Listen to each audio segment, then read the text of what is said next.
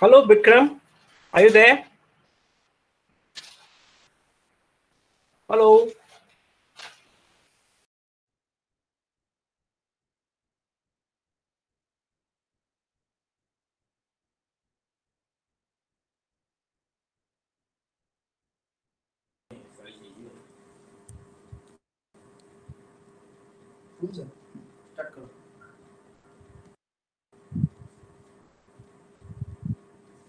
A very good morning. I, Mr. Subham Das, extend my warm welcome to all the participants joining in today's webinar. We have participants joining across India and abroad as well. The Ranjit Guru Memorial Series of International Webinar is an initiative by Department of History and Political Science, Jawaharlal Nehru College, Cuttack, in a close collaboration with Center for Adivasi Research and Development of Odisha. It has completed 20th round of panel discussion. The coronavirus outbreak has disturbed everything, including our physical mode of interaction. But the online platform has helped us to stay connected with brilliant minds across the globe. The broad theme of our webinar is Initiative Policy Dialogue 2020, COVID-19, and Life Practice Beyond Pandemic. The topic of the today's session are Indigenous Communities in Digital India and COVID-19 Pandemic and Idea of India and COVID-19.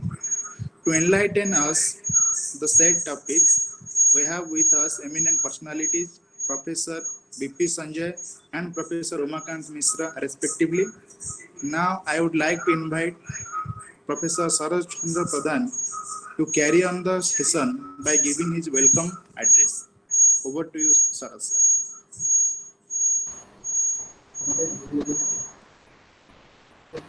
Thank you, Subham sir. Honorable guests, learned participants, and academics. At the outset, I welcome all of you to this brainstorming session. Friends, the COVID-19 pandemic presents a great health threat to indigenous people around the world. Because these communities are very poor knowledge to healthcare, measurable knowledge of communicable and non-communicable disease, lack of access to the essential services, sanitation, and other key preventive measures like clean water, soap, and antiseptic, etc. The local medical facilities available there are under-equipped and understaffed. Even when indigenous peoples are going to healthcare services, they can face stigma and discrimination because of their indigenous languages. The lifestyle of indigenous peoples is that they regularly organize large traditional gatherings to make special events like harvest, coming of age ceremonies. Again, some indigenous communities also live in one houses. These traditional habits and lifestyle of indigenous people puts them at high risk to COVID-19 pandemic. Malnutrition and anemia are the major health issue among the women and children of indigenous communities. The conditions lower the ability to resist infection. These aforesaid health conditions disproportionately affected the indigenous communities and increased their vulnerability to COVID-19. So, the topic of today's symposium, Indigenous Communities in Digital India and COVID-19 Pandemic, will unravel the great realities and present a new path. It is my privilege to welcome Professor BP Sanjay, founding Vice Chancellor, Tamil Nadu Central University, to enlighten the Assembly. Friends, the first line of the preamble of Indian Constitution: we the people of India, not as a congregation, different ethics, group, caste, and communities, but it is the current situation. But in the current situation, we are creating new structure of prejudice by distinguishing migrants and generally according to their states of origin. During lockdown period, migrants, laborers are recognized as for their state origin and considered it is the moral duty and burden of the state, not to the Republic India. Migrant laborers are not allowed to get their ration in the PDS shop of working state. Even they have no access to the free treatment if they catches COVID-19 virus. They are the Republic's footloose laborer, easy targets in a communant right, but at the cost of their dignified living, the economic revival of the state possible. They could be anything but not the citizen of our republic in the time of the COVID-19. It is my privilege to welcome Professor Umakanta Mishra, Head Department of History, GM University Sambalpur, and erudite scholars to this international platform to constitute and enlighten the assembly. Thank you all again and again.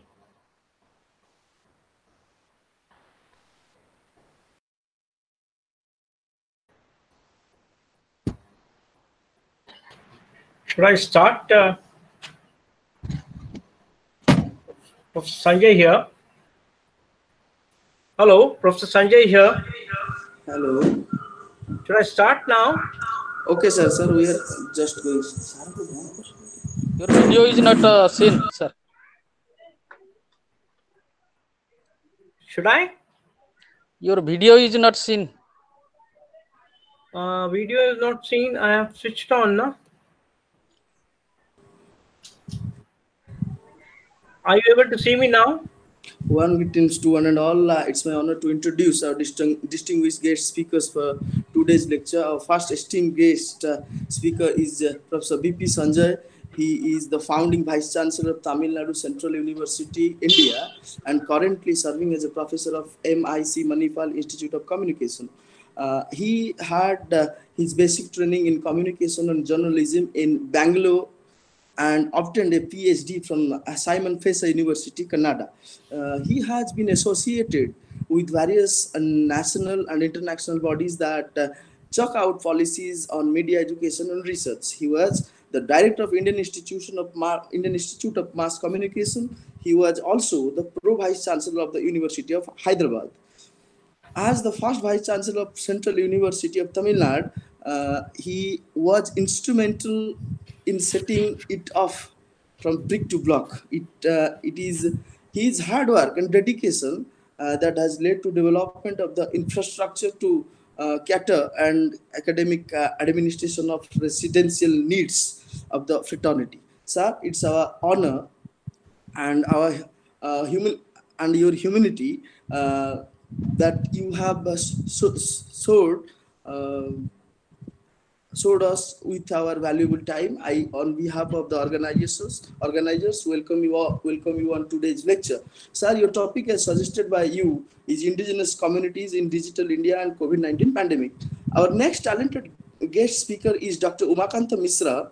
He is an associate professor in the School of History, Gangadhar Meher University, Sambalpur. Gangadhar Mehar University, Sambalpur. He was also working as a lecturer in Department of History, Ravensa University, Cuttack. He was completed his MPhil and PhD from prestigious Jawaharlal Nehru University, Delhi. His main research interests include the religious equation between Buddhism and Brahmanical religion in early medieval India. So religions in early medieval Odisha, India, and maritime archaeology, especially the boat building tradition, etc. The book Vajrayana Buddhism, Study in Social Iconography, is a classic text to show how Buddhism made vertical and horizontal expansion in Odisha. So in early medieval period, besides that, he has published research papers in national and international journals and also presented papers in national and international seminars. Dr. Mishra has also been associated with 3 international academic projects. Sir, it is really a pleasurable moment that you have connected with us. Sir, your topic has suggested you that that idea of India and COVID-19. So now I would like to stop here and invite Professor BP Sanjay to initiate his talk. Over to Professor Sanjay. Yeah, very good morning to all of you. It's indeed a privilege to be associated with the institution and with the topic of the day. Professor Sanjay, please unmute yourself. Professor BP Sanjay.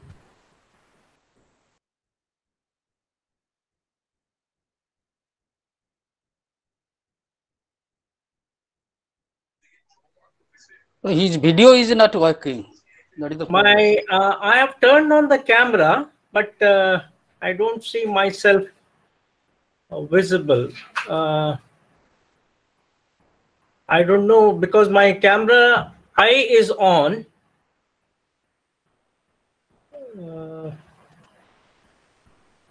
Is it okay? I mean, I don't know what else to do. Please unmute. Yeah, I've done both. Yeah, Umakant, I've done both. I requested to all participants, please turn off your video and mute your audio.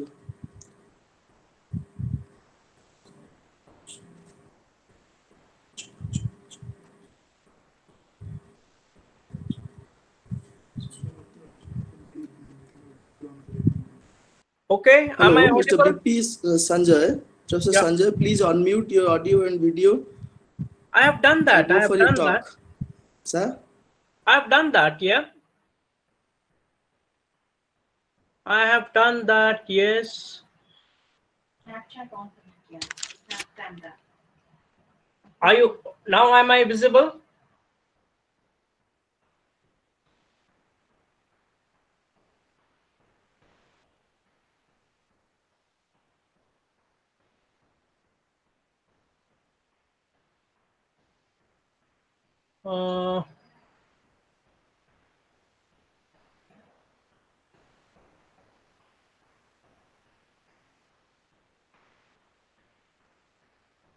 So please on your video.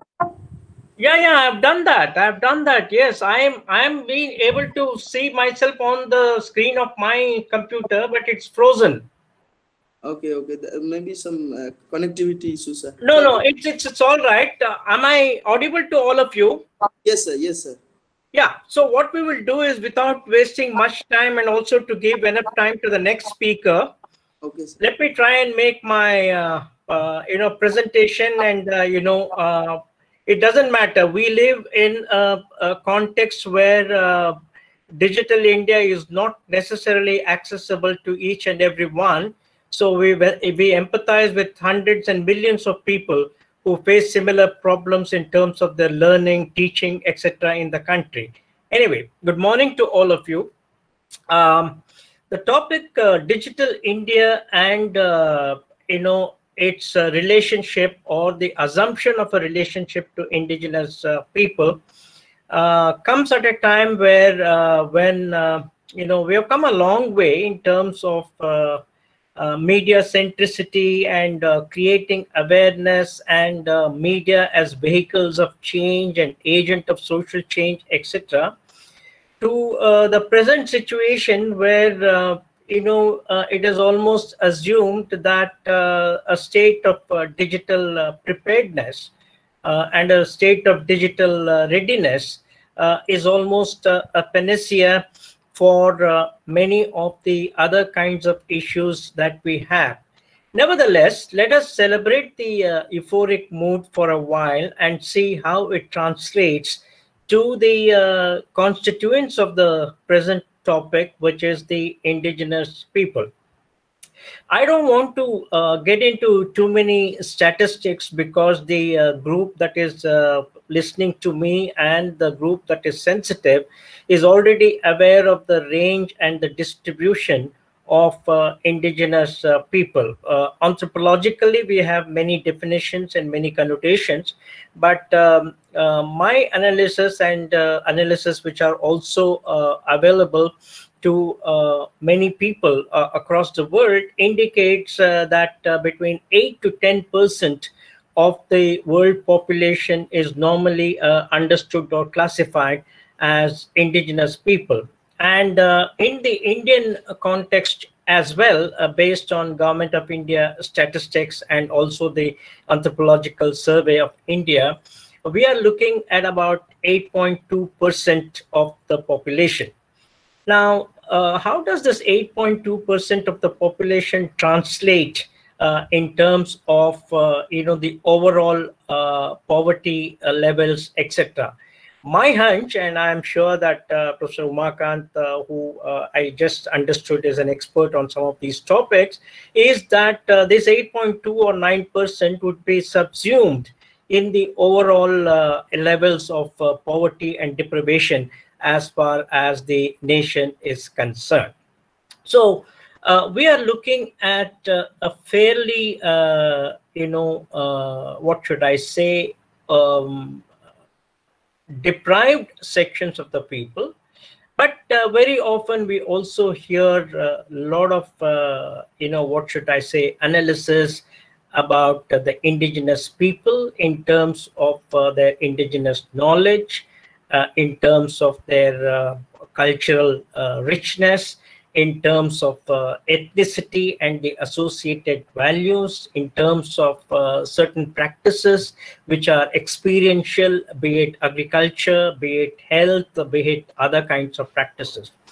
It is not trying to make us and them kind of a comparison, but I think we have been doing that for quite many years. For over 75 years we are talking about us and them, as if the Indian situation is that we can polarize them. I mean, we have to recognize that each one of us as Indians is citizens of the country first, and there cannot be a kind of a distinction to look at who is us and who is them and kind of a situation.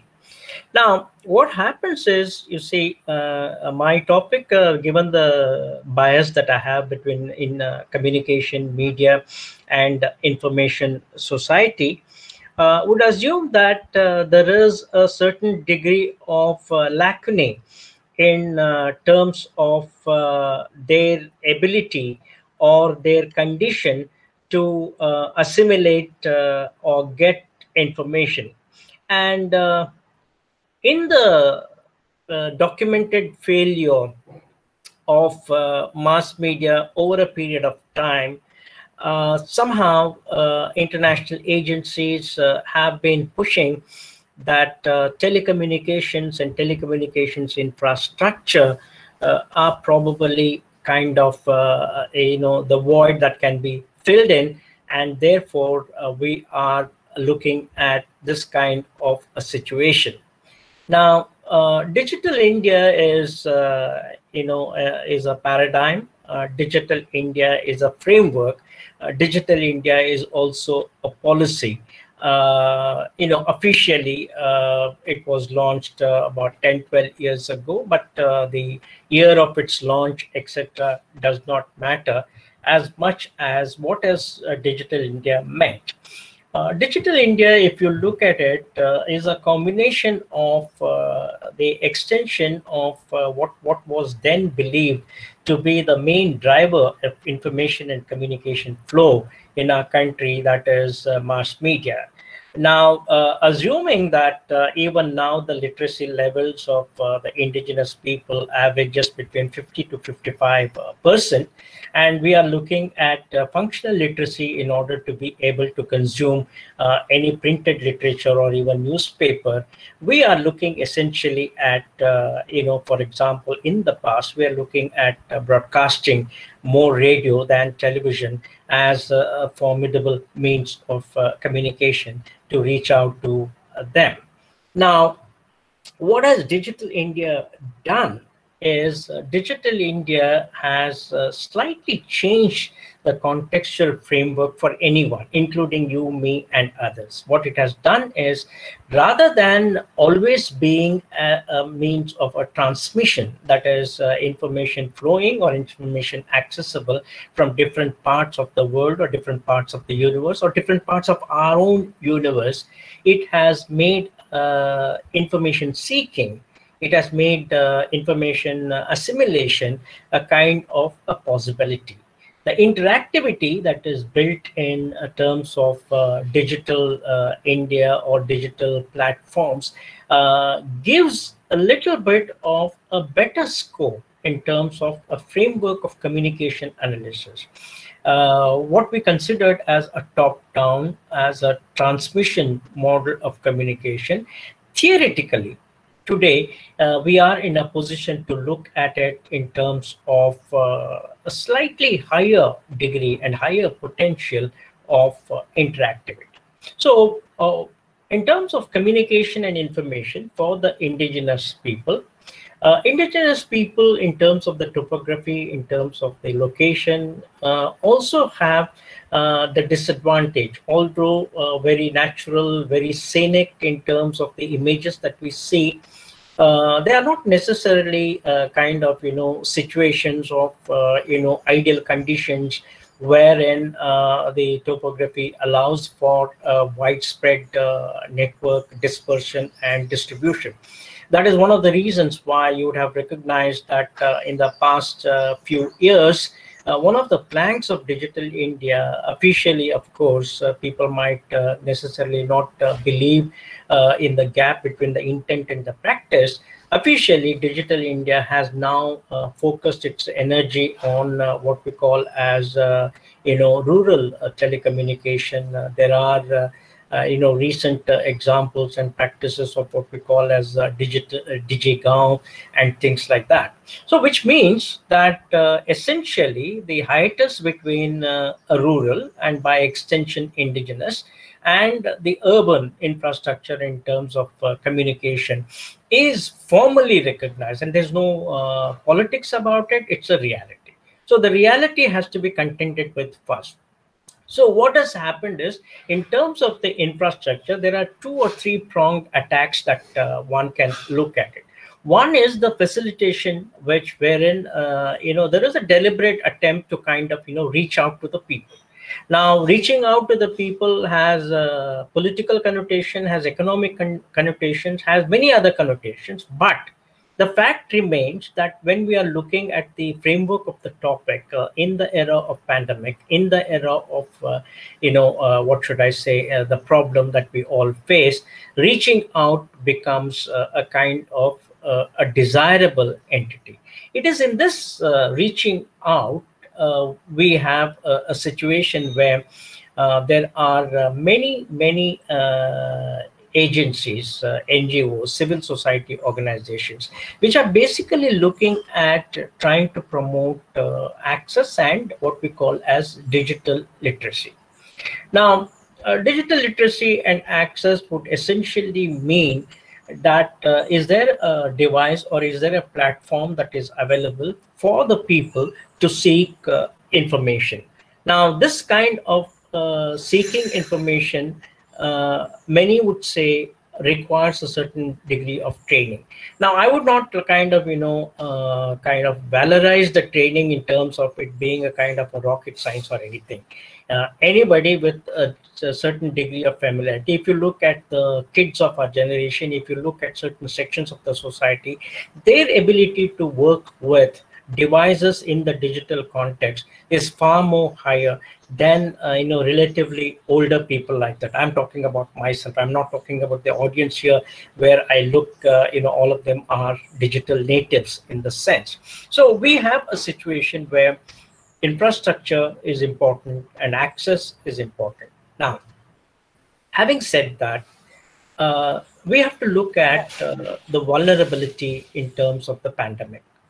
Now, we are looking at a situation where although alarmist bells are not yet being what should I say, rung.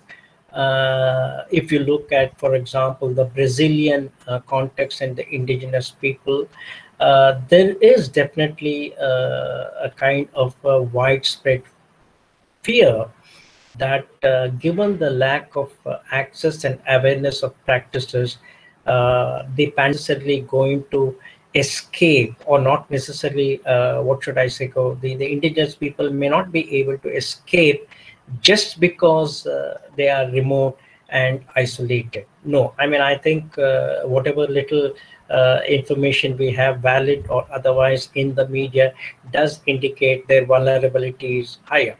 Now, how is this vulnerability higher? The vulnerability is higher because basically various kinds of indicators have told us that their access to public food distribution, their access to community health, their access to primary health facilities is essentially far more weaker than any other sector. In the absence of the infrastructure, what is happening is even if they are recognized, even if they show symptoms, the ability for them to seek help, to seek the kind of counseling, this kind of attention that we often get in urban and semi-urban areas is not there.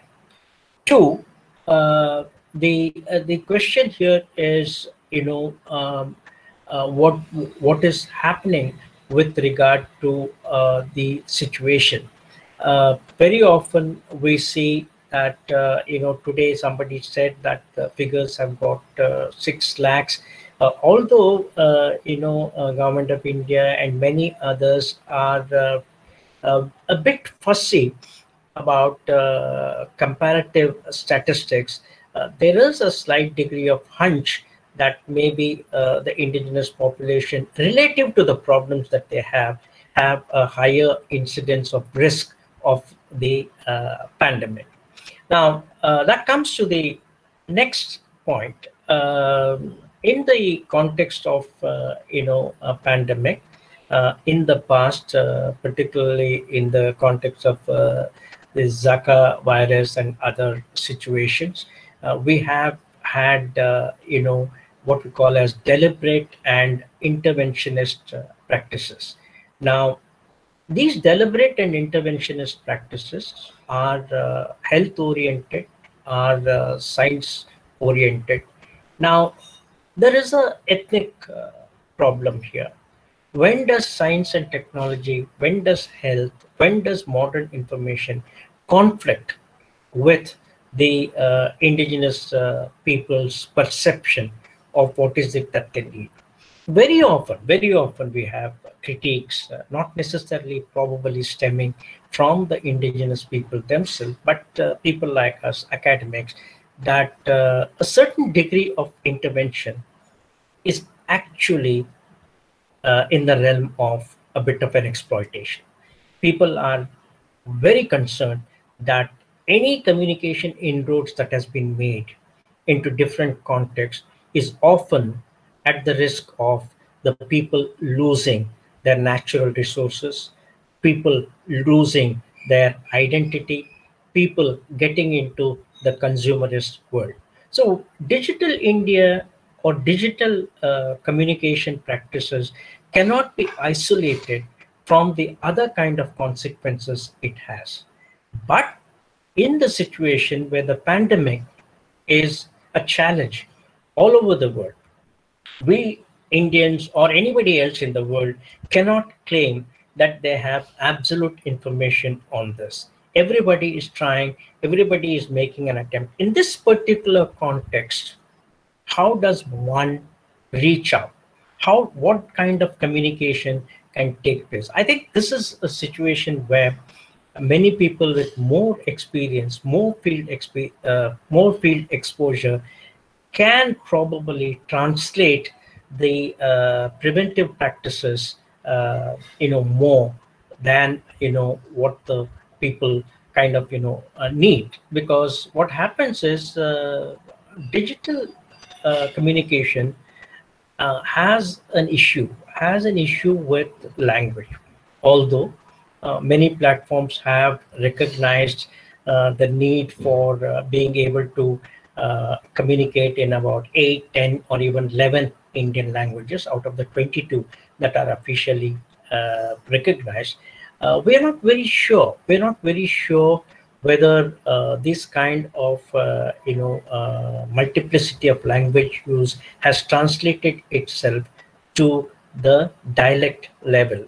I'm not equating dialect with indigenous people, but there is also an indication that the languages that are officially recognized are just a kind of a tip of the iceberg compared to the plurality and the multiplicity of the languages and the dialects we have. So the question here is the challenge of communication rather than digital is also the challenge of communication in terms of the oral networks, in terms of the work that people are doing. So my argument would be that digital India or digital communication ecosystem is a positive overlay, but stretching it to kind of, as a, what should I say, universal solution that it will indeed address all the problems, I'm a bit wary of it. I'm a bit wary of it because any communication transaction at any given point in time in history has always this kind of a asymmetry built into it. I'm not necessarily talking about digital. We have had communication patterns over a period of time. India claims, and we often pride ourselves in saying that we have a civilizational communication pattern, signs, symbols, etc., etc.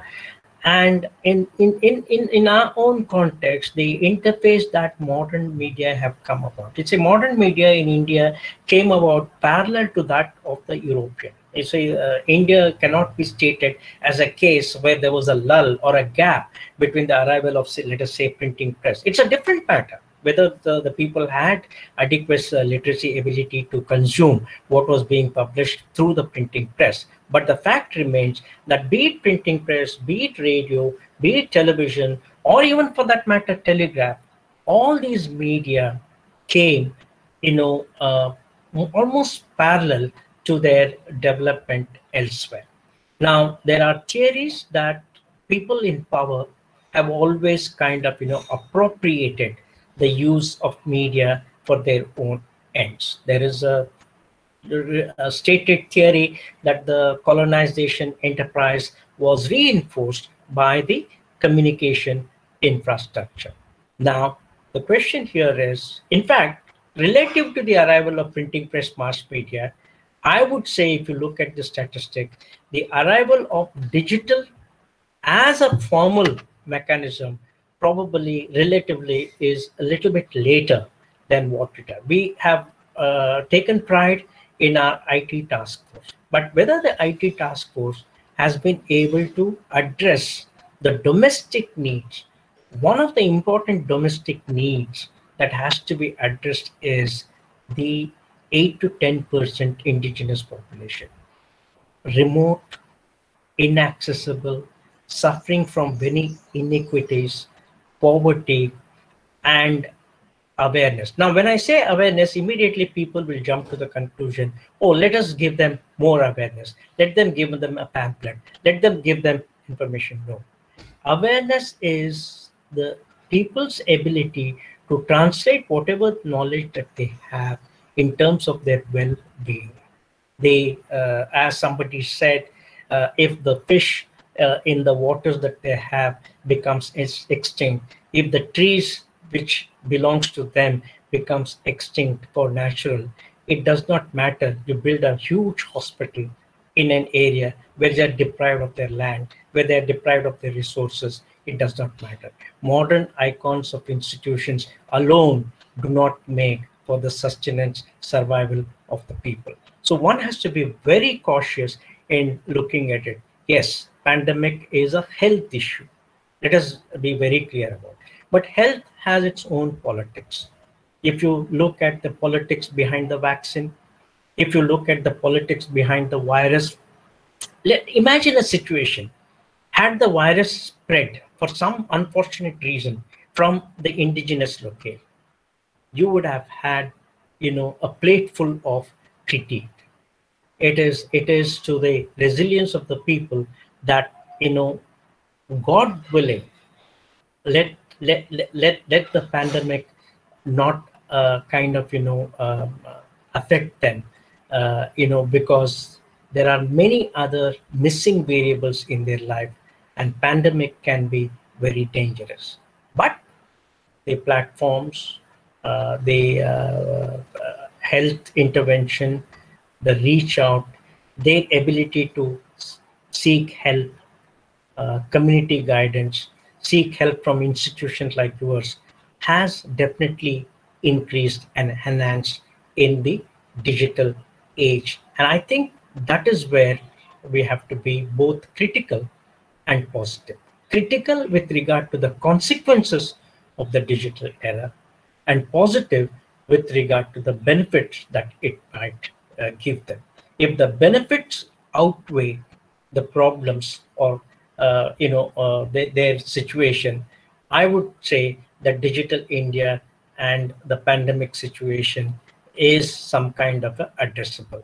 If the pandemic reinforces the digital communication to such an extent that they lose what they have, then digital is far more dangerous than leaving it to themselves and their communication pattern. I can react or comment to certain suggestions if you have, or in case you have a question, I can expand on that. Please let me know how you would like to take it forward. Yes, Bikram. Yeah, friends. Thank you, sir. Now I would like to request Mr. Shubham Das for going with the question and answer session. Thank you, sir. One question is from Vikram Mahapatra. Hello? Yeah, please tell me, sir. I'm here. Yeah. With a poor infrastructure and poverty, how could we bridge the gap between the indigenous people and the digital world? Please clarify, sir. See, one of the major critiques of any kind of an intervention in history has been that the power equations get deepened, and there is a short-term deprivation that takes place. I mean, that's a kind of a critique that many scholars point out. But in the case of let us say that the deprivation variables, as many statistics would tell us, is already relatively high. But there is also a sense of an incremental improvement. See, when we talk about statistics, there are statistics which give the figures. The figures do not necessarily talk about the qualitative aspect. The qualitative aspects has to be measured, has to be seen, has to be observed by institution like you and by students or scholars from you. So mere spread and access indicates that it has improved. Now, poverty is a different kind of either a phenomenon or a condition. Poverty is you can have the best of the infrastructure on your table, but still have nothing to kind of eat. Now, imagine the 33% dislocation of jobs that have occurred. They have occurred in digital India amidst pandemic. The best of the digital infrastructure, so to say, relatively, is with us since March 2020. But you also have seen a slippage of 33% livelihood access across, the constituents. So that way, blaming digital onto poverty may not necessarily be equated in this present context. It may be there in other situations. Okay. What is the future of the digital world is a question that I have got. The future of the digital world, I would like you to remember that we are talking about the reality of the digital world. Now, if you're looking at future of the digital world purely from the technological point of view, people are talking about Internet of Things, 5G, being able to drive your car remotely. No, those futures are very evident, and they are kind of, at the vertical climb of the technological world. But is there a future in the digital world which is staring us in terms of further alienation, further deprivation, further poverty? That is a scary future, not necessarily the technological glamour that we see in the digital world. Yeah. Thank you, sir. Yeah. Thank you, sir. Yeah. For responding all the questions. Thank you. Yeah. Is there any other question? Now I'm requesting Professor Umakanta sir to go for his deliberation. Right. I believe I am. I'm audible and also visible. And Namaskar, sir. I request all of you, to mute your audio as well as video, and also allow me to make the presentation since I have a PowerPoint presentation. Therefore, I request all of you not to go for sharing mode, not to go for presentation mode, so that I do the presentation, and I request all of you to mute your video as well as audio. Thank you, sir. Thank you, Professor Sanjay ji. Thank you for coming over and delivering this wonderful lecture, where we are living with the scary prospect, the reality of, as you call, the vertical climb of technology, which we cannot avoid. But at the same time, the issue of equity, inclusiveness, access remains. But my topic is slightly different. I'll be talking about idea of nation, idea of India as a nation, and we'll be taking you through numerous issues. And this presentation will be both very complex, interesting, and as you know, we are living in a very controversial time. Could be controversial. I do beg apology, and also hope that you raise questions. You also beg to differ with me, agree with me, but live with it. So far as COVID pandemic is concerned and idea of India is concerned, now COVID pandemic, we see biopower of the state or biopolitics of the state so far unseen, unheard of during the COVID time. Using the prospect of life chance, life survival, the state ushered in a police state. We are shut down. Livelihood is, as sir told us, 33% people have all the gadgets with them now, but the kind of anxiety both at the economic as well as affective level is unheard of. And while invoking the biopower of the state, obviously the biopower derived is from the idea of nation, from popular sovereignty. And while invoking this biopower in the name of nation, it took recourse to many cultural resources, which he believes that of the nation and its history. Odisha government talks about Jagannath being in isolation for 147 years in Sonpur. Prime Minister Modi invoked the cultural resources of the past to unite us, to instill a spirit of collectivity. But the fact is that the cultural leitmotifs that are invoked talks about or speaks about the idea of nation. And therefore, the kind of cultural resources we adopted, the kind of politics that we saw are deeply connected with the idea of nation, and will be obviously fighting not as a singular monolithic nation, but will be fighting this COVID in co-becomingness, in the committee of nations which is absent today in our fight against pandemic, because nation is reacting singularly without having co-becomingness, without coming together, having a global agenda to fight it out. Therefore, we are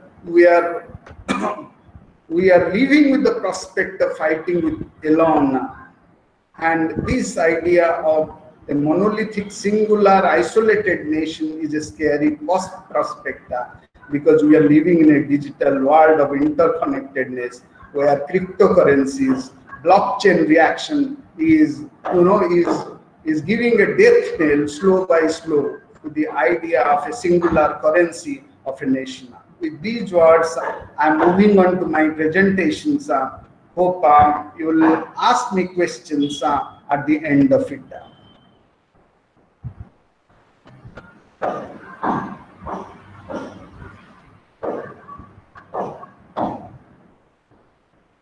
Let me share the PowerPoint and then I'll start.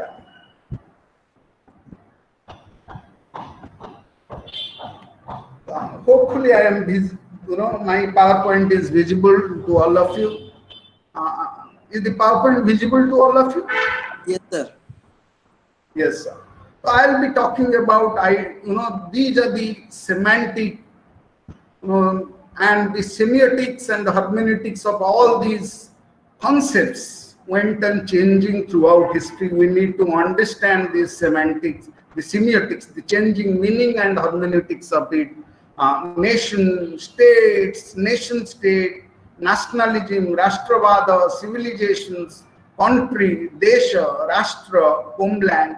But I'll start with homeland, because the concept of territoriality, concept of homeland is inextricably linked with the idea of nation. And with this, we'll start this. And let me quote from Ambedkar in 1931.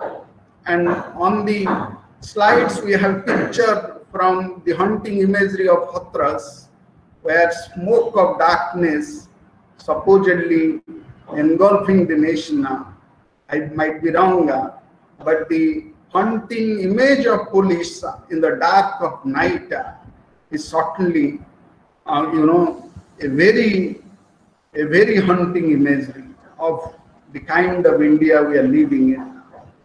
Let me talk about the idea of homeland, because this is very crucial to the idea of modern nation state. to idea of sacred land which Hindutva or Hindu nationalists believe us in. But I don't believe in what Ambedkar says in this 1931 conversation with Gandhi. And he says that I don't have a homeland because I am a Dalit. You say I have got a homeland, but I still repeat, I am without it. Even though I have a land, I am living in a, that was the time of British India, but the idea of nation existed. And the prospect of federal autonomy was discussed in the round table. It was during this round table conference that this conversation between Gandhi and Mahatma Gandhi and Ambedkar took place in Mumbai, and he says that I've got a homeland, but I still repeat that I am without it. How can I call this land my own homeland and this religion my own, wherein we are treated worse than cats and dogs, wherein we cannot get water to drink? No self-respecting, untouchable oath name will be proud of this land. The injustice and the suffering inflicted upon us by this land are so enormous that if you knowingly or unknowingly we fall a prey to the disloyal to this country, the responsibility for that act would be solely ours. Therefore, he is invoking that at the affective level, at the psychological level, as a group of people having shared consciousness, which is nation is all about, we cannot be part of this nation at the affective level, at the psychological level, because of the gross injustice that is meted to the untouchable communities. When you are talking of untouchability, as a section of society, we are completely excluded from the idea of a nation having a shared consciousness. We are obviously, entering into the terrain of how the idea of India is being conceived. It's conceived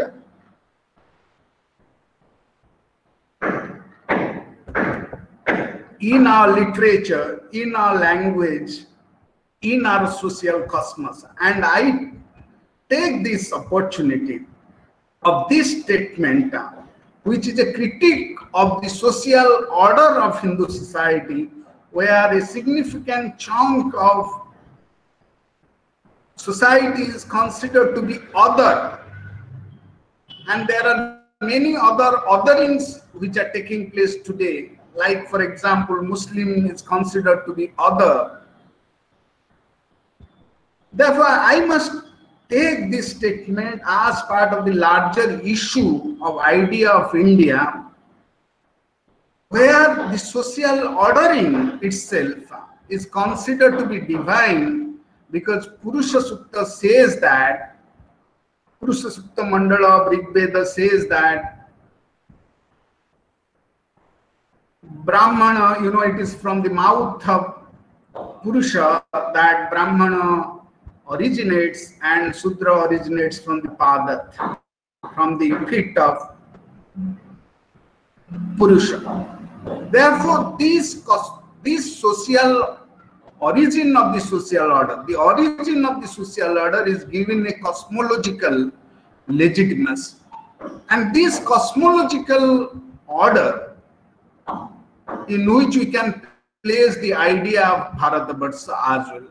Therefore, Bharatabarsha should be seen as a social idea, as a cosmological idea, as a culture civilizational idea, as well as a territorial idea. But the point that I am trying to make is this, that even though we have a civilizational idea of India, or a cultural idea of India, which Hindutva says, or a political construct which originates in the period of nationalism as an ideology, as the Marxist historian makes us to believe, I am trying to say that this social ordering in which Dalits were excluded, were considered to be untouchable, is also part of a cosmological order where the idea of India as a territorial idea, as a territorial entity,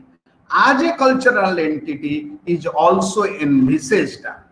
Therefore, we need to also locate the idea of India, idea of Bharatabarsha, idea of Hindustan, all these terms which I used in order to, by the Greeks used the term India, the Persian from Darius' time used the word Hindustan or the land of Hindus, and the idea of Bharat, which is there in Panini's Ashtadhyayi Panini, which for the first time uses the term Bharatabarsha, and then we have the first epigraphic references of Bharatabarsha in Kharavela's Hathigumpha inscriptions. Therefore, the idea of Bharatabarsha both has a cultural idea, both has a territorial idea, which we'll discuss, is also the part of imaginary cosmographic, cosmological idea of the Puranas. And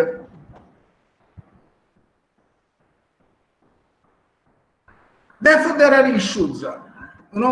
Ambedkar didn't feel the effect at the psychological level to be identified with this homeland. Muslims are considered to be invaders or converted Hindus, and if they continue to consider Makkah as their sacred land and consider India as their own sacred land, and therefore they cannot be called as the sons of this Bharati. And then there are larger issues. There are also issues, historical issues about who are the original homelanders, whether Aryans are the homelanders or the Dravidians are the homelanders. Therefore, the issue of notion of territoriality, which is an integral indicator or marker of nation, needs to be located within broad cosmographical or cosmological idea, which in India is. Therefore, it is an imagination, it is a cosmological idea. Therefore, the idea of Bharatabarsha, the idea of Chaturvarna, and we'll obviously talk about the reality, the materiality part of it. But at the ideation level, it's a cosmological idea. That's what I am trying to emphasize upon. And then we'll look at the materiality part, the cultural part, the economic part, and other parts. When you are talking about India as a nation or a nation in the making, we are talking about 2-3 major historiographical strands. One view, which the Marxist historians say that Indian nationalism gave rise to Indian nation, and it emerged in the condition of colonialism. The primordialists, including Stalin, believe that nations are formed in long ago. It has primordial origin. That India had always a shared consciousness of being Indians. Nations were always there. Nation states emerged at some point as a result of various factors.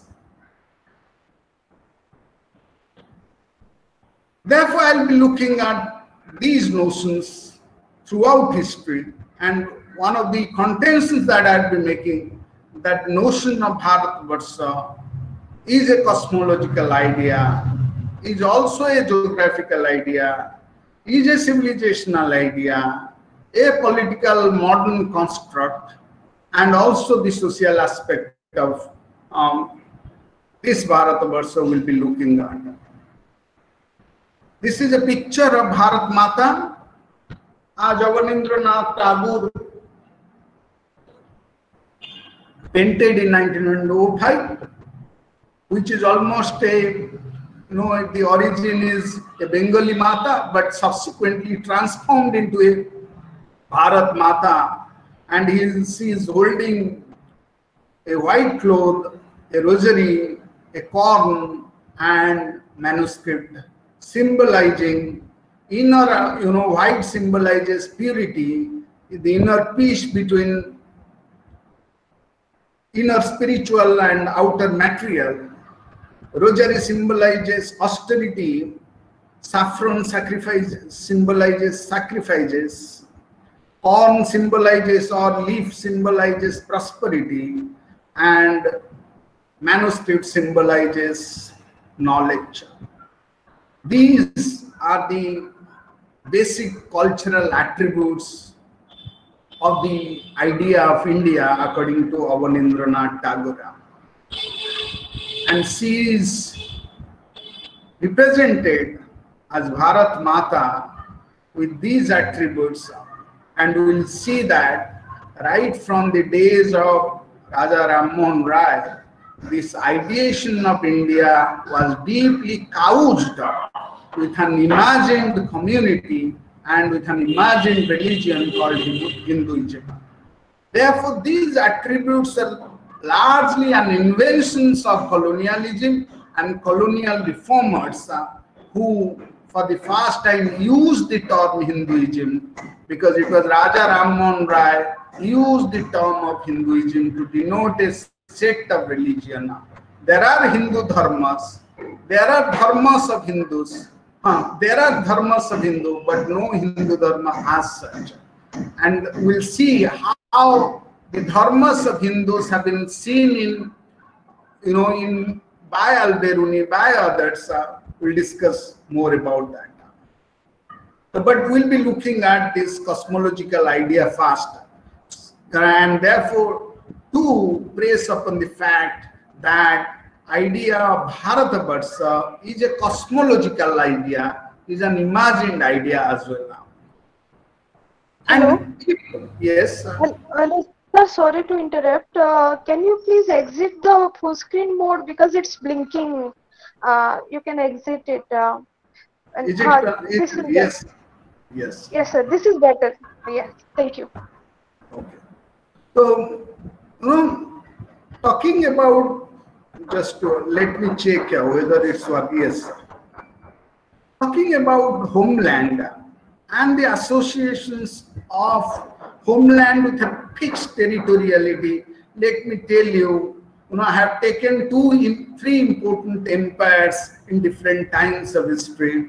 The upper one is Republic of India, maybe, and then we have on the left inscriptions of the Empire of Ashoka. Then we have Mughal Empire, and then we have British Empire. And I want to emphasize that even though there is an idea of Ekrat, a political unification, an attempt to politically unify a civilizational entity called India, and given some degree of political homogeneity through various politics and program, which obviously were disputed by Sunil Khilnani and the imaginary institutions of India by Sudipta Kaviraj. We will discuss about that. But the idea of a political entity encompassing the civilizational and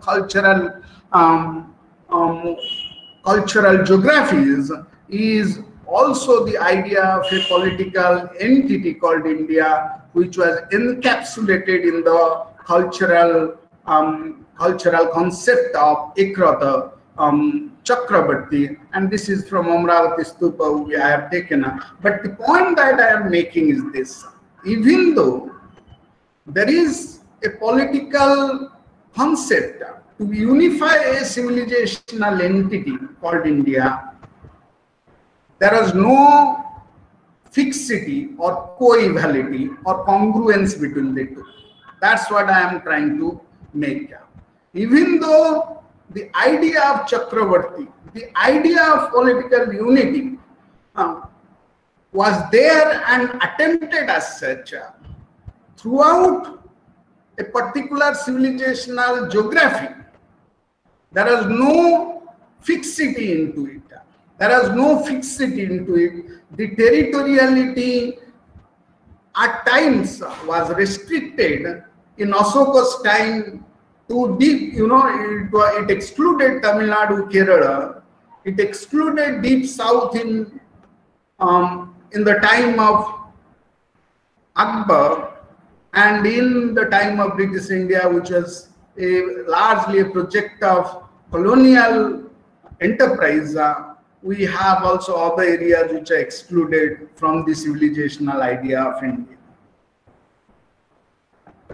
Let me look at the changing hermeneutics, and the changing meaning of Rashtra, Desha, and all of them which are being used in order to also peddle the theory that we had been a nation right from the very beginning.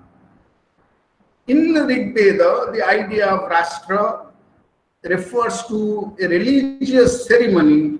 The idea of Rashtra has been used in the context of religious ceremony to denote any land which was ruled by a Rajan who was ruling over a Jana area, like Bharata Jana, Anu Jana, Gruhya Jana. Rig Veda, we see Raja who was ruling over a Jana as a member of the Jana, as a member of tribe, Vedic tribe, and there are 10 major tribes, Vedic tribes in the Sapta Sindhava area.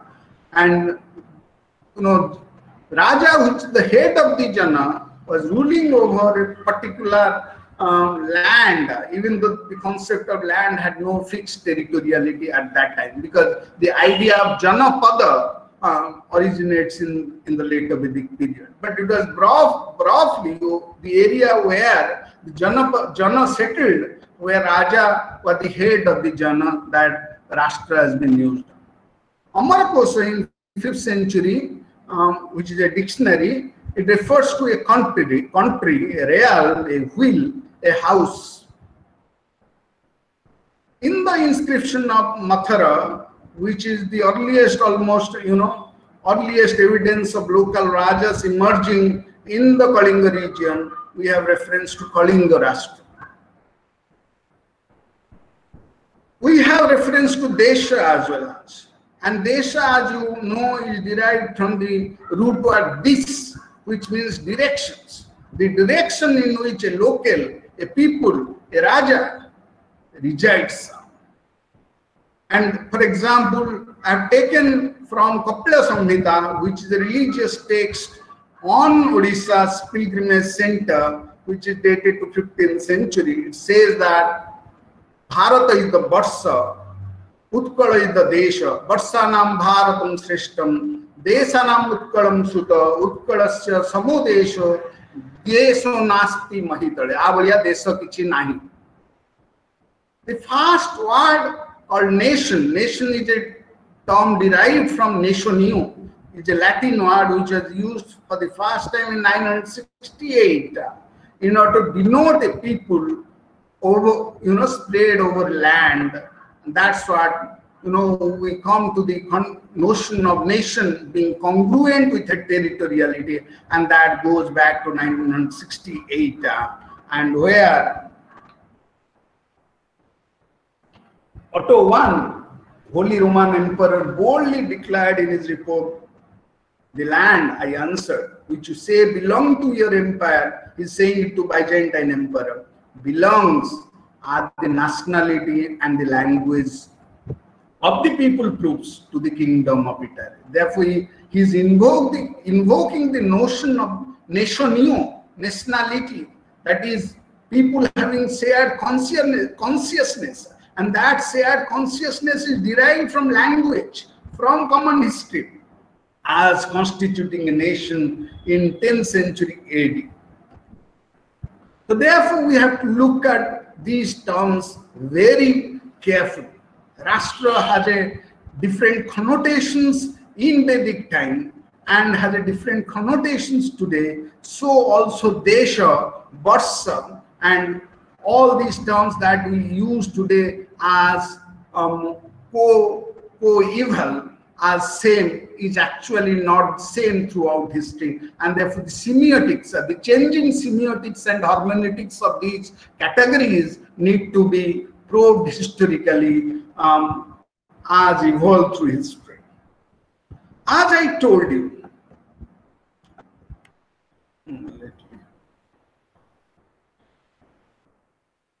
yes, sir.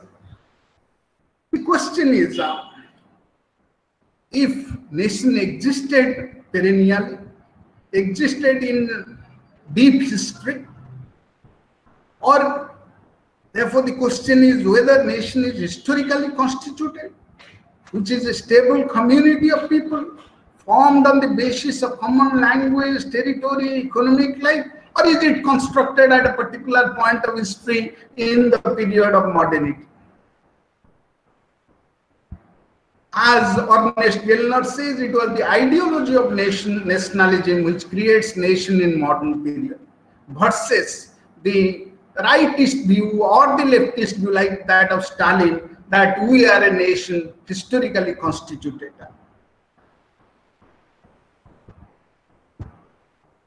Gellner says that nationalism as an ideology and nation as a product obviously possesses genuine navels, but most nations don't, and they actually invent navels. Ame nation history ru origin heichu, am civilization ru origin heichu, culture ru origin heichu, seita se kohuchandi ko jemiti e srushti ra sarjana karichandi Vishnu. As our Puranas talk about the cosmology of the origin of this universe, including Bharatabarsha, and we will shortly discuss this cosmological idea of Bharatabarsha from the navel of Vishnu as given in the Bhagavad Purana, Vishnu Purana. Similarly, Gellner in other contexts says that the navel from which the idea of nation originates has some basis in some context,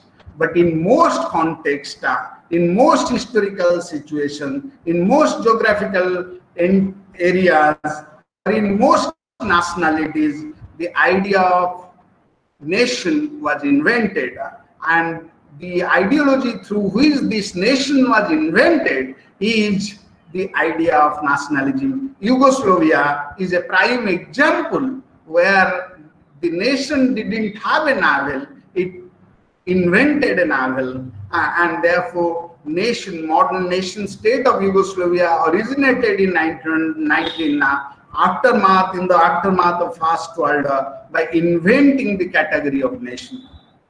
But so far as naval is concerned, this was from an earlier context. It was altogether a different context in which the concept of naval is used by Ernest Gellner. But I try to extrapolate that concept to discuss about the origin of the idea of India as a cosmological idea.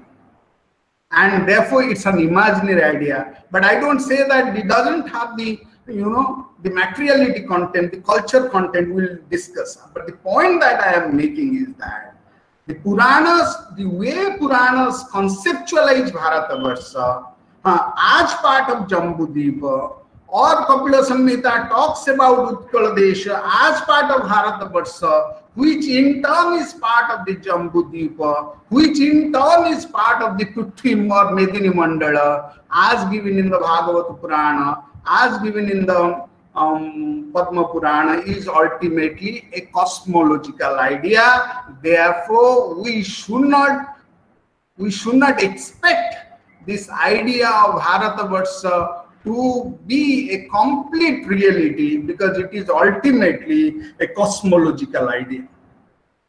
And we know this story. Bhagavad Purana says that Brahma originates from the navel of Ananta Purusha, Ananta Shana, who is equated in Vaishnava Puranas as Vishnu, Lakshmi as Jogamaya, and Ananta Sai Vishnu was sleeping in Yoga Nidra, and from his ear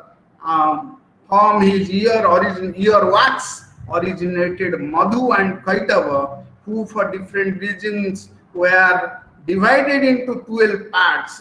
He was killed and divided into 12 parts, out of which this Medini Mandala originates. This Medini Mandala, this Prithvi Mandala originates from the divisions that was made as part of Srushti Sarjana by Prajapati, who emanated from Parama Purusha, who has been identified as Yoganidra, as Vishnu in the Bhagavad Purana and in the Vishnu Purana. And therefore, as part of this cosmology, as part of this cosmography of origin of this universe, which the first section of Purana deals with, which is the Sarga sections of Purana, we come to the idea of Bharatavarsha, and we come to the part of Bharatavarsha which is divided into 9 divisions, and we'll discuss about this territoriality aspect of Bharatavarsha shortly. But the point that I am making is this, that the origin of the concept of Bharatavarsha as enumerated in the Purana, which is now, which is now co-opted by the Hindutva view to say that the idea of territoriality that spreads from Himalaya to ocean, from this sea to, from Ratnakara to Mahdodi or Bay of Bengal, was the idea which was there from the very beginning of the Puranas. I want to press upon the fact that this territorial identity of Bharatavarsha stretching from Himalayas to Kanyakumari is also a part of this cosmographic idea of Prithvi Mandala, of Jambudipa, of Bharatavarsha, of Utkala Desha, and as you will see, this idea is ultimately an imaginary idea which has no basis at all, and we will discuss this. This is what it says, that the planetary system known as Bhumandala resembles a lotus flower, and its 7 islands resemble the whole of that flower. The length and breadth of islands situated in the middle of the whole are 1 million yojana, 8 million miles. Jambudipa is round like the leaf of a lotus flower. The point that I am trying to make is this. This cosmological division of the world, where Jambudipa is at the center, there are 7 islands and 7 sagaras. In the center of Prithvi Mandala is the Jambudipa, surrounded by salt ocean, then Plaksadipa, then Sugar Ocean, then Saimali Dipa, then Likar Ocean, then Kusa Dipa, Ghee Ocean, Krona Dipa, Milk Ocean, Saka Dipa, Yogurt Ocean, Puskara Dipa. These are the 7 islands and 7 seas that is part of the Prithvi Mandala or Bhumandala, which Purana talks of. And as part of this Jambudipa, which is at the center of the Prithvi Mandala,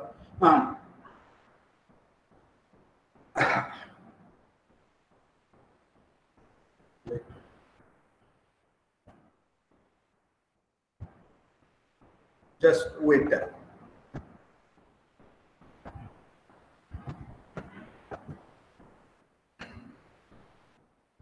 In Jambudipa, there are 9 divisions of lands.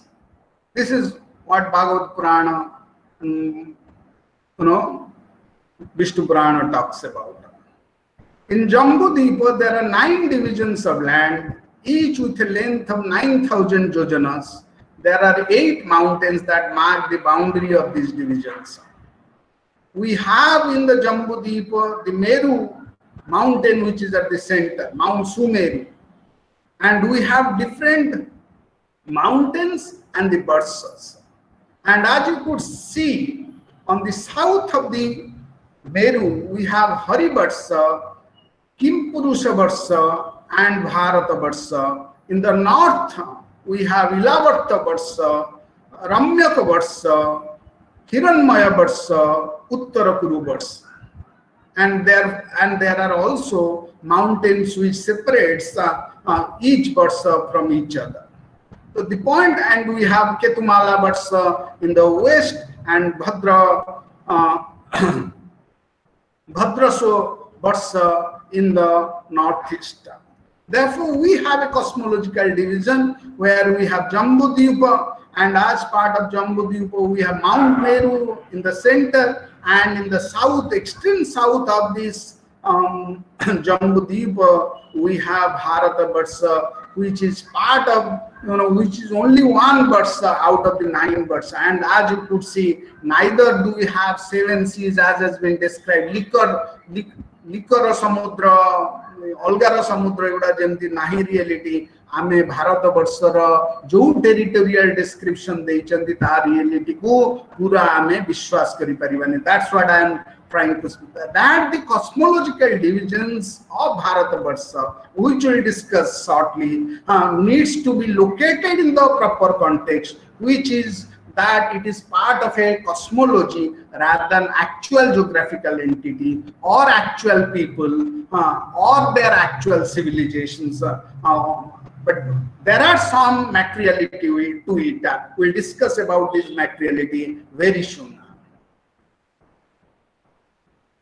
As I have already told you, Bharata Barsa is part of the 9 Barsas of Jambudvipa.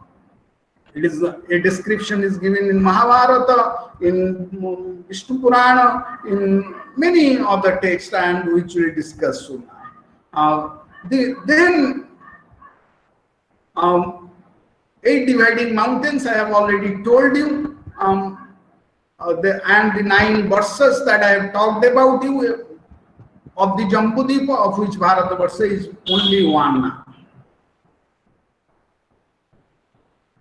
Let us look at the the origin of the term and some of the words and the notion of Bharata Barsa as used in different contexts. Bharata is a tribe in Rig Veda. It doesn't refer to or denote a territory in Rig Veda. Panini in Ashtadhyayi talks about Prachya Bharata in the sense of a territory locating between Odisha and Prachya. Ashoka's major Akkadic 13 talks about not Bharata Varsha but Jambudvipa, in which Chola, Pandya, Satyaputra and Keralaputra were excluded. Kharavala Satyagumpa inscriptions talk about, and this is the first inscription to talk about the to refer to Bharata Varsha, but it excludes Magadha from Bharata Varsha, and it uses Magadha differently than Bharata Varsha. In Mahabharata, the geographical idea of Bharata Varsha obviously far stretches out beyond the Vindhyas, and Puranas talk about the idea, the term Bharata being used, or the term Bharata being originated from Dusmanta's son, who is Bharata, or Jada Bharata, in the name of who is this country has been named as Bharata Varsha. Manusmriti and Amarkosa talks about Aryavarta and Bharata Varsha and use the term interchangeably, but they say that Aryavarta is actually the Madhya Desha area, where I talk about other desas within the Bharata Varsha very soon, and because it says that even though it uses the term Aryavarta and Madhya Desha interchangeably, it says that it is only in the Madhya Desha that the Aryas reside. Kadambari of Banabhatta at one place talks about Bharata Varsha as encircled by 4 oceans, and at other place it excludes Ujjaini. Jaina scholar Hemachandra calls Bharata Varsha as land of karma as opposed to phala. Therefore, it talks about cultural attributes of Bharata Varsha. We will discuss about it later.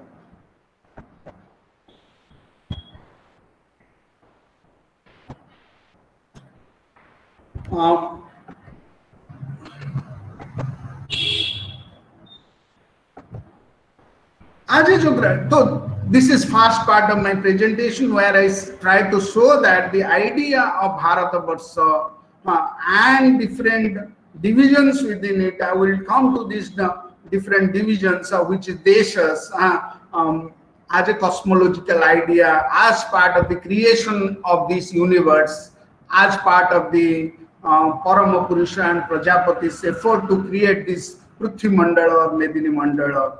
And then we come to the geographical idea about the territoriality of this idea of Bharatavarsha as given, which is used by the historians and the political parties or organizations to argue about a primordial origin of the idea of Bharatavarsha as a stable geographical entity. We'll discuss about this. They say that as a stable geographical idea, India is already constituted in the period of Purana, in the period of Itihasa Purana. And this is the oft repeated shloka from Vishnu Purana, Uttaramyat Samudrasya, Himadreshchaiva Dakshinam, Varsantad Bharat Nama, Bharati Yatra Santati. Bharati, we are as Indians, where do we inhabit? We inhabit south of Himalaya and north of Mahadodi or Samudra. This is the land of Bharata where the inhabitants of Bharata reside.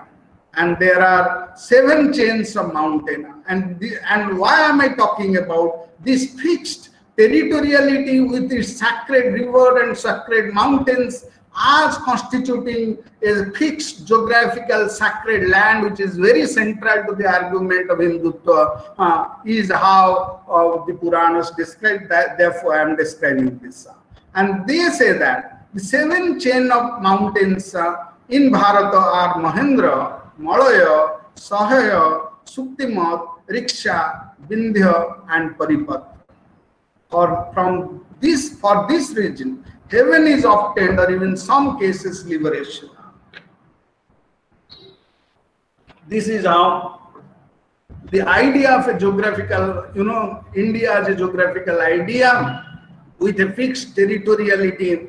I have already shown you that as a political geographical idea, the notion of fixed territoriality was absent in ancient India, because I showed you, or medieval India, because I showed you 3 maps. Ashoka's map was different, Harshavardhana's map was different, Gupta Empire's map of Aryabhatta was different. And therefore, as a cosmological geographical idea, as given in Vishnu Purana, needs to be shifted from the idea of fixed political geography as developed in different periods of political history, including that of modern India, which got its independence in 1947. Therefore, as a fixed political idea, as a fixed political geographical idea, India throughout its history has different geography, different territoriality. And as I told you, these are the mountains which have been described in Vishnu Purana: Mahendra, Malaya, Sahaya, Suktimata, Riksha, Vindhya, Pariputra, and others. While Kumaragupta, for example, Kumaragupta in Bhitari Pillar talks about whose pendulous marriage string, Villola Mekhala, is the watch of 4 oceans. Therefore, the idea of 4 oceans and the idea of Sumeru and Kailasa as part of the territoriality of India is also invoked in Samudragupta's inscription, but reality is that Samudragupta or Skandagupta's India never touches upon the south.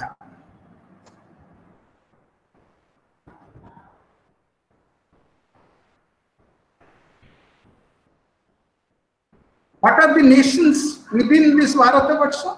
Kuru and Panchal in Madhya Desha. This is the land of Aryas, according to Manusmriti. Kumarup or Kamarupa in the east, Kundra, Kalinga, Magadha in the south. Please note this. In the notion of geography of India, which is attributed a fixity and attributed a cultural fixedness, here look at the way people has been described. Kuru and Panchal. It doesn't talk about one nation. It talks about Kurus and Panchala in Madhya Desha, Kamarupa in the east, Pundra, Kalinga, Magadha in the south. Extreme west we have Surashtra, Suras, Viras and Arbudas, Porus and Malavas in Paripatra, Sovira and Saindava, the Huna, Sakala and Madras. These are the people in the, and therefore what I am trying to, the notion that there was one single nation called India, or there are nations within the Indian nations, has been conceptualized. But in this conceptualization of nations within nations, there are some degree of historical, wrong historical attributions that we find in this description, because Pundra, Kalinga, Magadha has been assigned to southern geography, which is not a historical reality.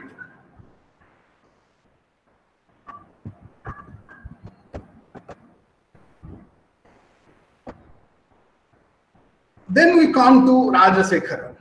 In Rajasekhara, I am skipping Raghuvansa, where Kalidasa gives a description, so without using the term Bharatabarsha, but it discusses various geographies and the people.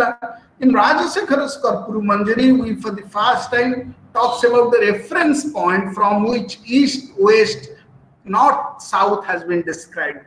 Therefore, for the first time in Rajasekhara's Karpura Manjari, we come to a meridian, the concept of meridian, and that meridian was going through Kanyakubuja or Kanauj. But even there also, the geographical entities which are described to the east of this prime meridian, which went through Kanauj, the vertical line was Kanauj, and the east, west, north, south has been discussed in relations to this reference point Kanauj. There even the idea, the geographical description of the various divisions of Bharatabarsha from this reference point has been largely not a historical reality. That's what I am trying to show in this slide. Therefore, I have discussed about the cosmological idea and the geographical idea of Bharatabarsha constituting various nations and various geographical entities within the Bharatabarsha, and I am trying to say that there is a shift in these descriptions, and this description is part of the larger cosmological description of Prithvi Mandala, and these are nothing to do with actual historical reality, even though it has materiality, it has historical content, but nevertheless that content is not totality, is not complete truth. And then therefore we'll discuss the civilizational aspect. One of the third major aspects about those people who say that India had been a nation with its culture, with its civilization, and therefore it was constituted a nation long back in history, right from the days of Veda itself. I must say that even though there are, like Sudhir Kakar says that the dominant DNA or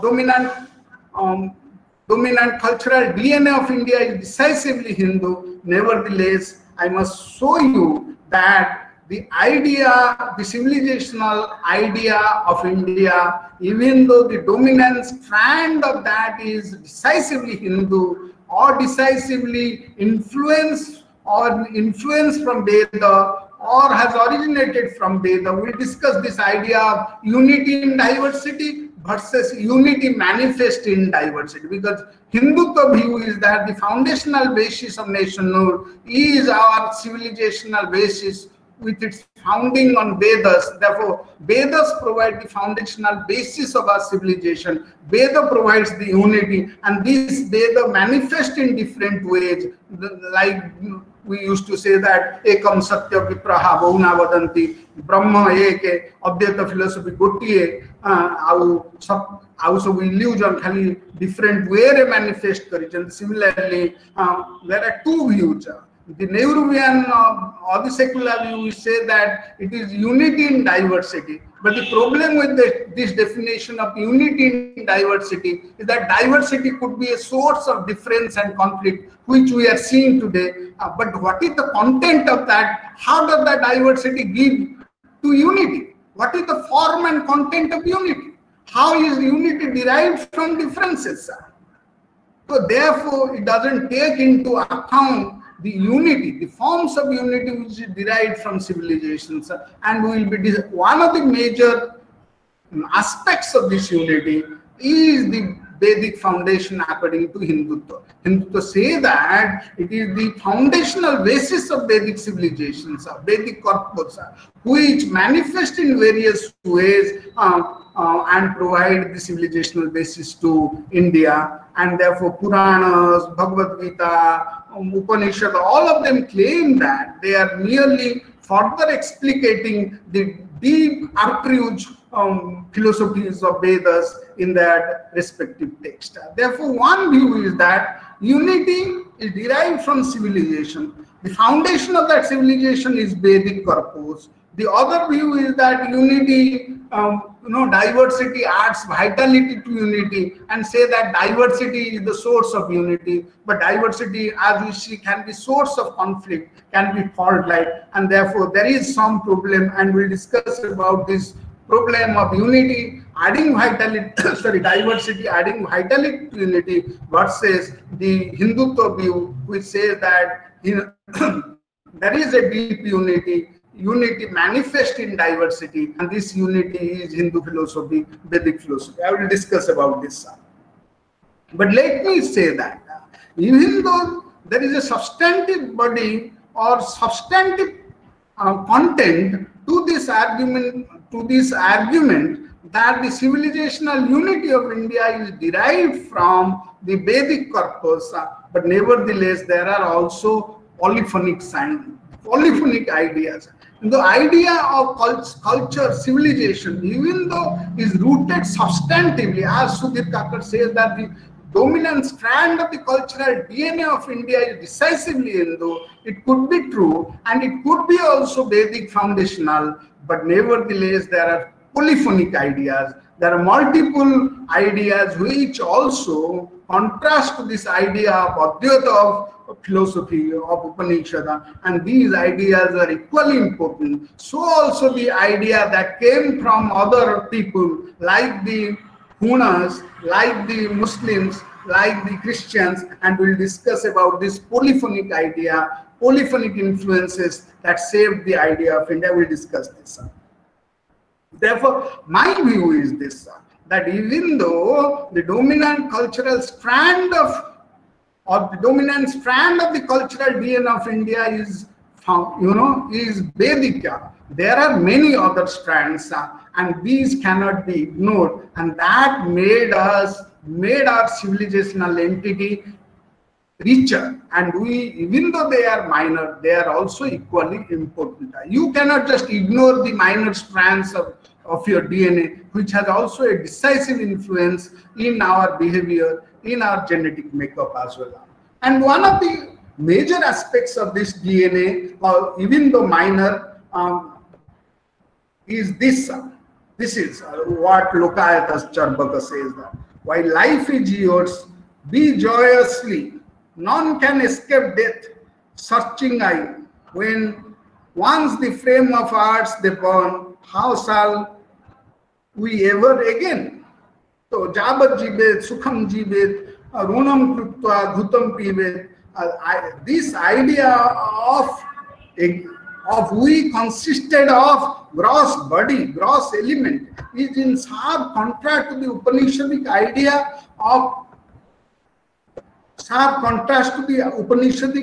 of Advaita of Brahma and gross body. But nevertheless, this philosophy existed. So also many other philosophy, for example, Buddhism, Buddha was an agnostic. He never talked about whether God exists or doesn't exist. Bypassing this question, saying that it doesn't matter for your spiritual salvations, for your nirvana. And therefore, as I told you, there are two views, as I told you, that there is a deep civilizational unity which was derived from its Vedic foundation, but there are also other strands which existed but which is ignored by Hindutva view. And moreover, its emphasis on sacred geography, on sacred territories within it, doesn't take into account the imaginary notion, the cosmological notion of idea of India. And next we'll go to the cultural aspect. And according to this view of Hindutva, that India is a civilizational unit because of its sacred geography, because of its religion, and because of its pilgrimage, Tirthakhetras. And I believe that the idea of sacred geography as done by Diana Ek and others makes us understand the idea of civilizational unity that India ever enjoyed. And this is from Diana Ek's Sacred Geography, where I have tried to look at, where she locates various Saiva centers where pilgrims went from one area to other, from Rameshwaram deep in the south to Amaranath in the far north. This is how the Saiva geography spread out at Omkara, at Mamleshwara, at Parali, at Vaidyanath in the south. Bhimasankara, at the bridge there is Rameshwara, in the pine forest Nagesha, in the Varanasi there is Vishweswara, on the bank of Gomati, Trambaka, in the Himalaya, Kedara, at the abode of Shiva. You know this. Therefore, the civilizational unity of India is derived from the sacred geography where Saiva Khetras are located. And let me tell you that this Saiva Khetra, which is now emphasized by Hindutva, is not Vedic in its foundation in its entirety.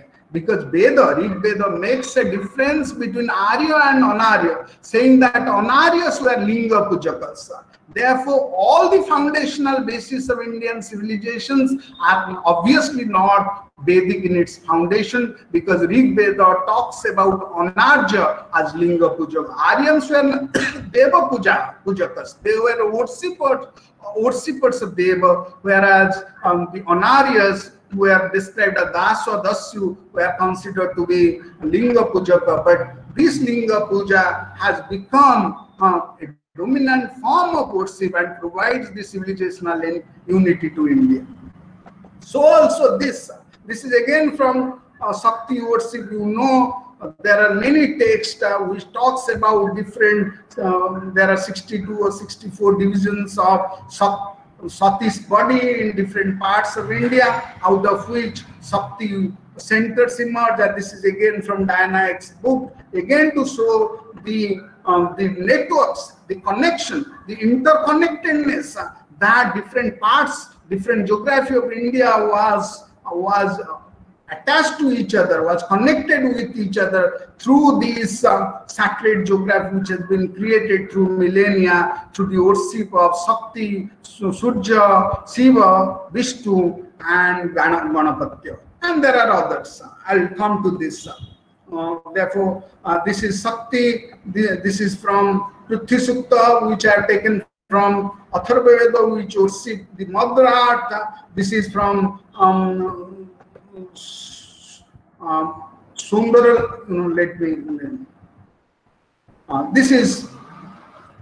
This is from Sundara Lahari, from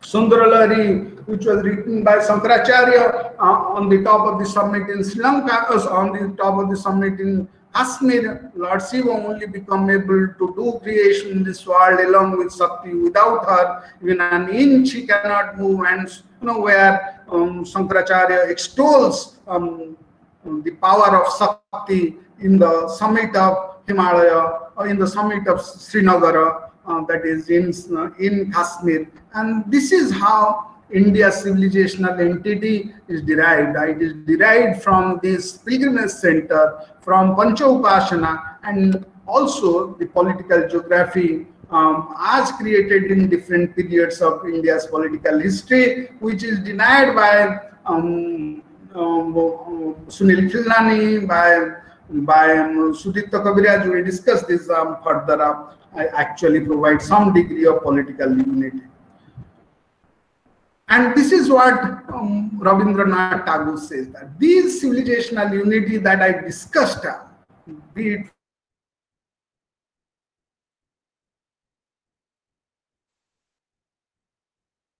kind of civilizational and cultural attributes that develop, which includes the non-Vedic corpus, and this is what gave the idea of Bharatvarsha. Rabindranath Tagore says that amidst many travels and obstacles, fortunes and misfortunes, Bharatvarsha has been seeking to experience the one in the universe as well as one in its own soul. And this idea of one soul, a inner spiritual core, is very dominant in Indian philosophy. We will talk about this, about opera, about the greater goal of Purushartha.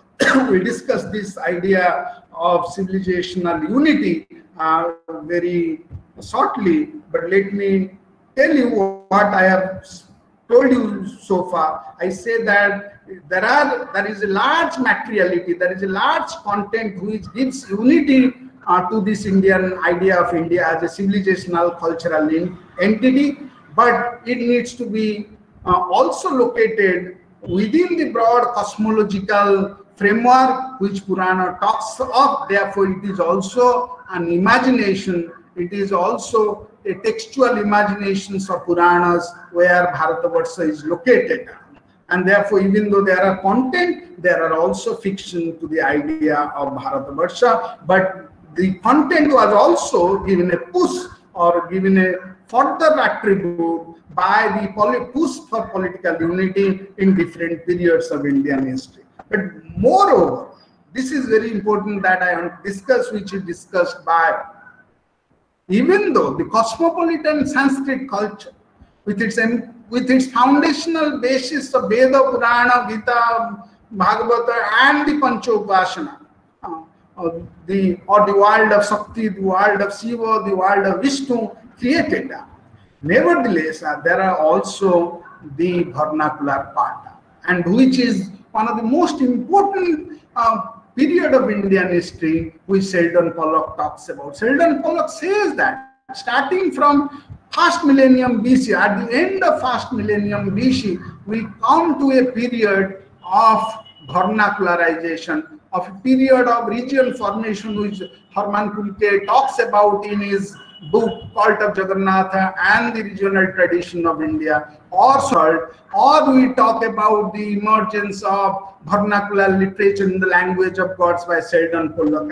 And I have taken 4 major examples to highlight. Sheldon Pollock talks about the emergence of vernacular regions, materiality of the region, and it was through these historical formations of actual materiality that gave shape to region that India developed. The idea of India as or literature through the dialogue between vernacular and cosmopolitan. This is the argument that Sheldon Pollock makes. For example, Jagannatha was the deity of the Savaras. He became a classical Vaishnava deity. Therefore, Vaishnavism, as represented in Sanskritic civilizational entities of India, large cosmos or large geography of Vishnu or Shiva, it was within this cosmos or the cosmopolitan Sanskrit that the regional deity, the regional culture, the region itself was integrated. Therefore, there was a vernacular, even there is a cosmopolitan Sanskrit and vernacularity or vernacular which operated through continuous process of historical formations, and it is out of these interactions and dialogue between cosmopolitan and the vernacular that the regions evolved. So therefore it was so this kind of cosmological unity that developed in India actually happened in the different regions emerged not as a result of cosmopolitan Sanskritic ideology that Hindutva only involved, as a result of the growth of different regions and the growth of different I don't have the in Maharashtra, in the Middle East, Vittala, which Swanthe is a pastoral deity or a pastoral figure, and then we have in South Korubhai, which is a local god, which therefore the process of formation of region is largely a process of cosmopolitan vernacular idea through which cosmopolitan Sanskrit is actually languages in vernacular called in the form of Jagannath called in the it rather integrates the Sanskritic, not at the cost of cosmopolitan language, rather Sanskritic and syntax for the development of vernacular. Look at Upendra Vanja and others before of India. Vernacular is most important cultural change in the late medieval world. Vernacular, it used it to go beyond it. It's myth, literature, script, geography. Purna Chandra Bhasakosa of Gopal Chandra Praharaj had 30,000 Desaj awards, such as Savara, Kui, Munda, Santhali, and therefore can we say that it is only the inspiration came from the Sanskritic language? The transition from Sanskrit to vernacular involved cultural choices. We deliberately made a choice to forego Sanskrit. We talked about the cosmopolitan vernacular continuum and we deliberately decided not to go for Sanskrit. We, literary forms and idioms emerged. For example, Dandi Bruta, open one, is not bound by the Sanskritic rules of Chanda, Ekhi, Jati Padiyo, Eti Pati Padiyo, Solo Akhere, Mukta, Dandi Rati, and it led to continuum of cosmopolitan Sanskrit and vernacular language as well. And then they say that this civilizational entity was ruptured as a result of foreign invasion. I must also say that, while describing about themselves, very clear that there is a hatred, there is a fault line. Al-Biruni, for example, in his analysis that why many Hindus